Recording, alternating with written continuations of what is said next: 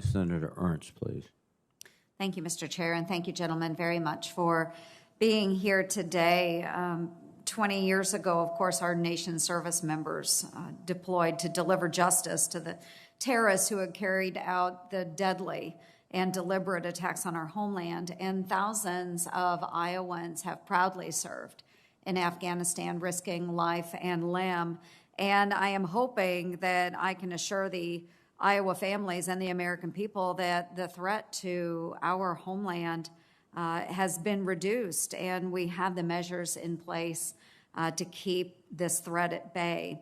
So I know we have talked about our ability to project over the horizon. I understand that. But Mr. Helvey, what is your assessment of our adversaries' ability to plan for and conduct attacks on America from bases in Afghanistan after we have gone? So let's talk about the reverse. What is their ability to plan? Not our ability to respond. What is their ability to plan attacks on us when we have left? Their ability today has been significantly degraded. And that degradation is due in large part to the presence that we've had in that country. With respect to the specifics, I'd prefer to keep those specifics in the closed session. But I can say with confidence that the ability of international terrorist groups to plan, recruit, train, organize, and execute attacks against the United States from Afghanistan has been significantly reduced.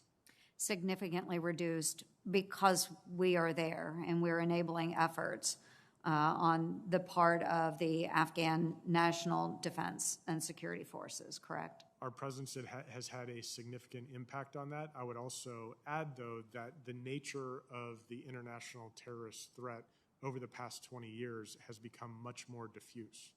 So, yeah, as we know, we've got international terrorist groups operating in the Middle East and Africa, northern part of Africa. It's not the nature of the threat has changed over the past 20 years, but the threat emanating from Afghanistan to the United States and our allies has been significantly degraded. And please don't mistake me. I do believe that at some point we have to bring this war to an end. Absolutely, we have to do that.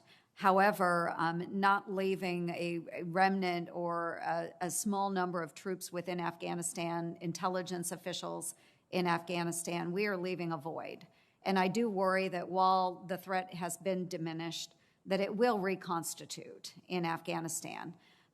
So just worries there, and I hope that everything goes smoothly and that the impacts to stability are minimal.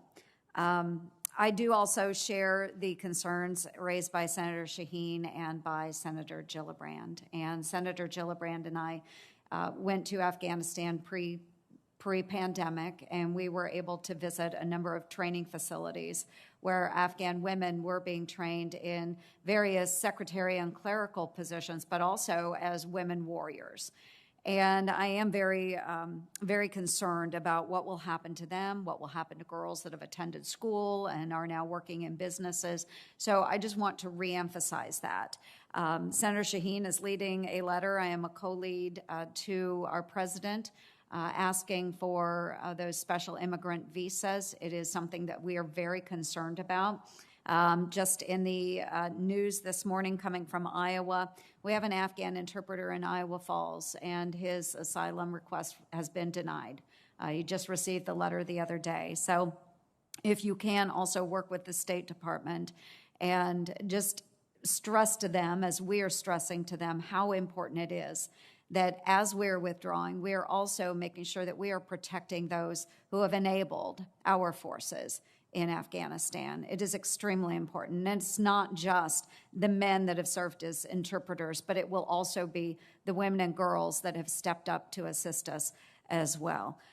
So I am running out of time. I know this is a very important hearing. You can hear the level of frustration in all of our voices as we're going through this. I do believe that, again, that we need to withdraw our forces. I think that is important, but we need to do it in a smart and meaningful way.